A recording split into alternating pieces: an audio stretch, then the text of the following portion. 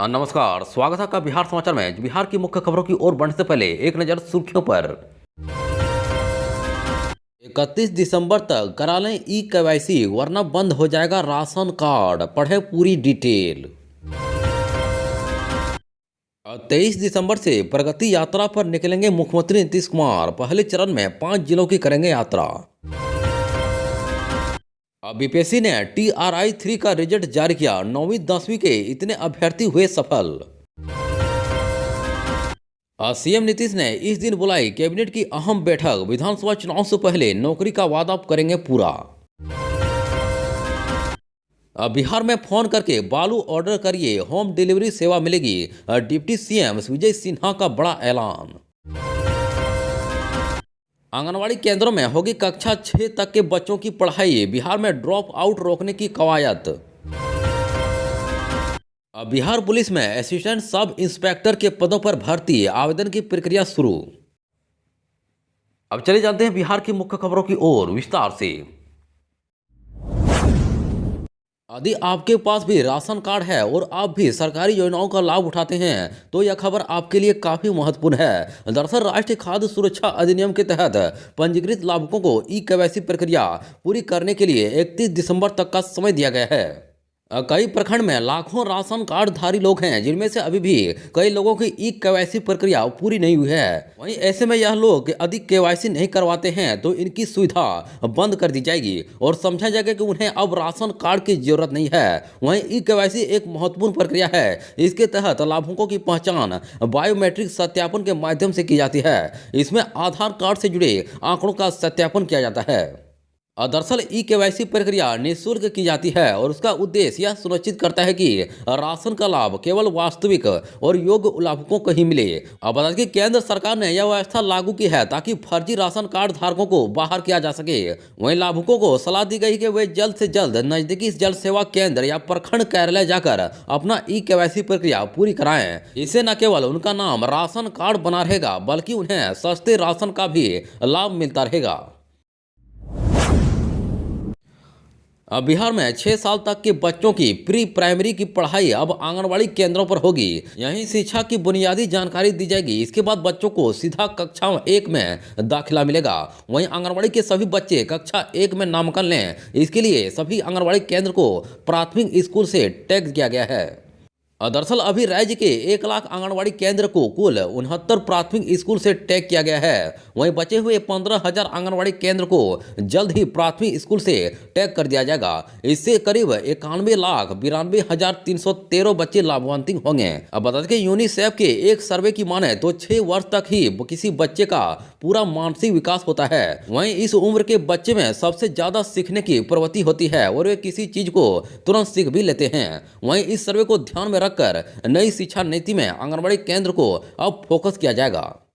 अब बता दें कि आंगनवाड़ी केंद्रों में पढ़ने वाले बच्चे अब ड्रॉप आउट नहीं हों, वे आगे की पढ़ाई के लिए प्राथमिक स्कूल में नामांकित हों। इसके लिए आंगनवाड़ी केंद्रों को प्राथमिक स्कूल से टैग किया गया है। वहीं ICDS की माने तो हर साल 15 से 20% बच्चे आंगनवाड़ी केंद्र से निकलने के बाद स्कूल नहीं जाते थे, लेकिन प्राथमिक स्कूल से टैग होने के बाद यह नहीं हो पाएगा। बिहार पुलिस सब ऑर्डिनेट सर्विस कमीशन ने असिस्टेंट सब इंस्पेक्टर के पदों पर भर्ती के लिए अधिसूचना जारी की है। वहीं इच्छुक उम्मीदवार BPSSC की आधिकारिक वेबसाइट bpssc.bihar.gov.in पर जाकर आवेदन कर सकते हैं। वहीं आवेदन की प्रक्रिया शुरू हो चुकी है और अंतिम तिथि 17 जनवरी 2024 निर्धारित की गई है। वहीं किसी मान्यता प्राप्त संस्थान से कंप्यूटर डिप्लोमा होना चाहिए। वहीं आयु सीमा 1 अगस्त 2024 के अनुसार जनरल कैटेगरी 18 से 25 वर्ष, OBC और अन्य पिछड़ा वर्ग 18 से 28 वर्ष, SC ST 18 से 30 वर्ष। वहीं भूतपूर्व सैनिक अधिकतम 57 वर्ष होनी चाहिए। अब बिहार में सभी राजनीतिक दल आगामी विधानसभा चुनाव को लेकर अपनी पूरी तैयारी में जुटे हैं। वहीं बिहार के नेता प्रतिपक्ष तेजस्वी यादव ने पिछले कुछ दिनों से नीतीश सरकार पर एक और जहां अपने हमले तेज कर दिए हैं तो वहीं तेजस्वी कार्यकर्ता शोभा यात्रा भी कर रहे हैं। माना जा रहा है कि इस यात्रा के जरिए वे अलग अलग जिलों में जाकर पार्टी नेताओं को लेकर फीडबैक ले रहे हैं। इसके अलावा वे आगामी विधानसभा चुनाव को लेकर भी राजद कार्यकर्ताओं में भी जोश भरने का काम कर रहे हैं। दरअसल राजद नेता तेजस्वी यादव लगातार जन सरोकार से जुड़ी घोषणाएं भी कर रहे हैं जो निश्चित तौर से सरकार की परेशानी बढ़ाने वाली है। वहीं राजनीतिक विशेषज्ञों का मानना है कि एक रणनीति के तहत रह रहकर तेजस्वी यादव अपने तर्कस से तीर निकाल रहे हैं और यकीनन उनका निशाना अगले साल होने वाले विधानसभा चुनाव पर है। वहीं महिलाओं को हर महीने 2,500 रुपये देने के लिए माई बहन मान योजना, बिहार में उपभोक्ताओं को 200 यूनिट फ्री बिजली और वृद्धा पेंशन को 400 रुपये से बढ़ाकर 1,500 रुपये करने का ऐलान तेजस्वी ने कुछ ही दिनों पहले किया है। वहीं तेजस्वी ने यह भी वादा किया कि अगर आगामी चुनाव में उनकी पार्टी की सरकार बनती है तो इन योजनाओं को जल्द ही पूरा किया जाएगा। अब मुख्यमंत्री नीतीश कुमार की यात्रा से जुड़ी खबर पटना से आ रही है, जहां मुख्यमंत्री नीतीश कुमार 23 दिसंबर से प्रगति यात्रा पर निकलेंगे। वहीं पहले चरण में 23 दिसंबर से 28 दिसंबर तक वे बिहार के 5 जिलों की यात्रा करेंगे। दरअसल प्रगति यात्रा की शुरुआत 23 दिसंबर से पश्चिमी चंपारण से होगी। वहीं 24 दिसंबर को नीतीश कुमार पूर्वी चंपारण में रहेंगे और 25 दिसंबर को क्रिसमस की छुट्टी रहेगी। वहीं 26 दिसंबर को नीतीश कुमार की प्रगति यात्रा शिवहर और सीतामढ़ी में होगी और 27 दिसंबर को मुजफ्फरपुर में नीतीश की प्रगति यात्रा होगी और 28 दिसंबर को वैशाली में पहले चरण की यात्रा का अंतिम दिन होगा। दरअसल मंत्रिमंडल सचिवालय विभाग के अपर मुख्य सचिव डॉक्टर एस सिद्धार्थ ने सभी अपर मुख्य सचिव, प्रधान सचिव और सचिव जिलों के सभी प्रभारी सचिव, सभी प्रमंडलीय आयुक्त और सभी प्रक्षेत्र पुलिस महानिरीक्षक, सभी जिलाधिकारी एवं पुलिस अधीक्षक को पत्र लिखकर इस बात की जानकारी दी है। बताया गया कि 23 दिसंबर से 28 दिसंबर तक मुख्यमंत्री प्रथम चरण की प्रगति यात्रा करेंगे। वहीं इस दौरान विभिन्न योजनाओं से संबंधित क्षेत्रों का भ्रमण करेंगे और जिला स्तरीय समीक्षा बैठक भी करेंगे। अब बिहार लोक सेवा आयोग ने तीसरे चरण की शिक्षक भर्ती परीक्षा का परिणाम घोषित कर दिया है। वहीं कक्षा 9वीं और 10वीं के लिए निकाली गई 19,415 पदों पर कुल 15,251 अभ्यर्थी सफल हुए हैं। वहीं अभ्यर्थी बीपीएससी की आधिकारिक वेबसाइट www.bpsc.bis.nic.in पर जाकर अपना परिणाम देख सकते हैं। वहीं यह परिणाम 50% आरक्षण रोस्टर के अनुसार जारी किया गया है। वहीं कक्षा 1 से 12वीं तक कुल 84,551 पदों पर शिक्षकों की नियुक्ति होनी है। वहीं फरवरी महीने में निकाले गए विज्ञापन के मुताबिक 87,774 पदों पर नियुक्ति होनी थी, लेकिन अब 193 पदों को कम कर दिया गया है।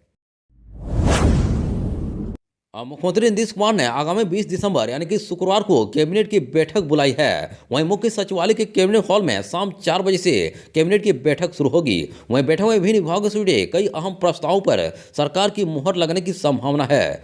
दरअसल कैबिनेट की बैठक पर नौकरी का इंतजार कर रहे लोगों की खास नजर होती है। वहीं ऐसे में उनके मन में एक बार फिर से यह सवाल है कि क्या सीएम नीतीश विधानसभा चुनाव से पहले 12 लाख नौकरी देने के वादे को पूरा कर सकेंगे। दरअसल मुख्यमंत्री नीतीश कुमार की अध्यक्षता में शुक्रवार को कैबिनेट की अहम बैठक होने जा रही है। वहीं 20 दिसंबर को शाम 4 बजे से कैबिनेट की बैठक शुरू होगी, जिसमें विभिन्न विभागों के मंत्री मौजूद रहेंगे। इससे पहले बीते 3 दिसंबर को कैबिनेट की बैठक आयोजित की गई थी, जिसमें विभिन्न विभागों से जुड़े कुल 33 एजेंटों पर कैबिनेट की मुहर लगी थी।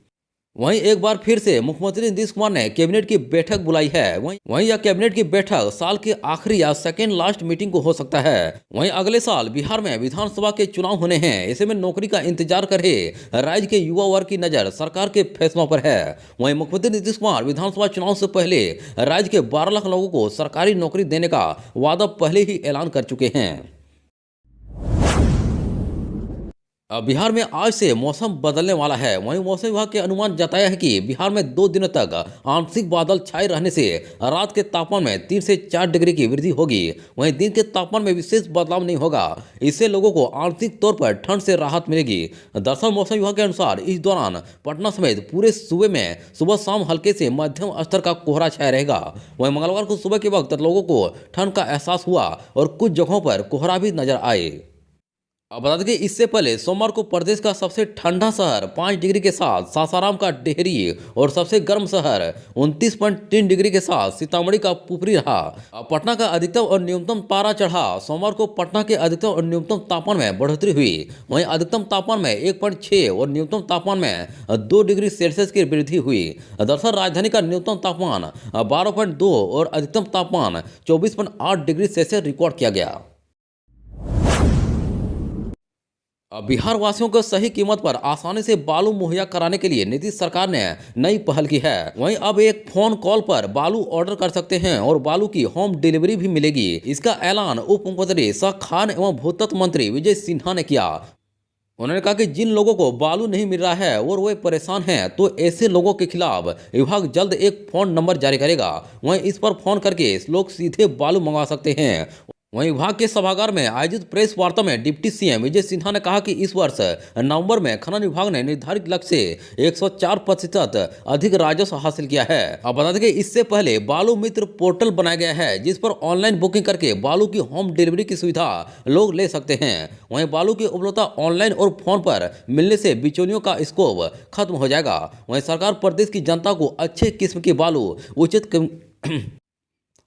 वहीं सरकार प्रदेश की जनता को अच्छे किस्म की बालू उचित कीमत पर उपलब्ध कराने के लिए प्रतिबद्ध है। इसे सुनिश्चित करने के लिए बालू मित्र पोर्टल बनाया गया है, जिसको लेकर राज्य और Bihar state mining corporation limited के द्वारा ऑपरेट किया जा रहा है। वहीं बालू के उठाव और आपूर्ति के लिए ट्रांसपोर्ट एजेंसी का भी बालू मित्र पोर्टल पर निबंधन है। जिस गाड़ी से लोगों के घर तक बालू भेजा जाएगा, उसकी जीपीएस से मॉनिटरिंग कराई जाएगी। इसके साथ ही व्हीकल लोकेशन ट्रैकिंग सिस्टम से उसे गाड़ी पर नजर रखी जाएगी। इसमें धोखाधड़ी की संभावना बहुत कम है। फिर भी यह प्रावधान किया गया है कि अगर कोई ऑर्डर आपने बुक कर दिया है तो उसे कैंसिल भी किया जा सकता है। वहीं दरअसल भुगतान की गई राशि खाता के माध्यम से आप तक वापस पहुंच जाएगी। वहीं ऑनलाइन बालू के बाद अब एक फोन कॉल पर भी आपके घर तक बालू पहुंच जाएगी।